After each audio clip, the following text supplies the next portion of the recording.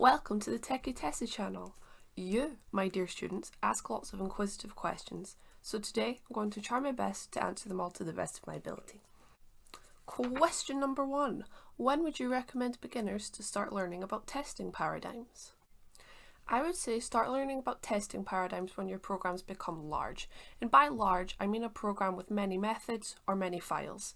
And testing will help you get to the root of the problem before it spreads into the rest of your program and makes you want to scream. Question number 2. Is maths really important for programming? You don't have to be good at maths to be a good programmer. Short answer, no. But if you want a longer answer, I made a whole video on it. Check above.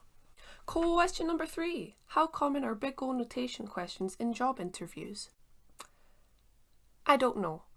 I don't know how often big O notation questions are asked in interviews. I can only go off my experience, which is I've never personally been asked about it and I don't know anyone who has. However, big O notation is a huge topic academically, like at university. So if you need to brush up on your big O notation for that reason, check out our video on that too. Question number 4. How did you create your mailing list and what tools do you use to create your company designs? I created the Techie mailing list using Google Forms, and if you haven't joined our mailing list yet, where have you been? By joining our mailing list, you'll receive all the Techie updates first. I'll leave a link in the description.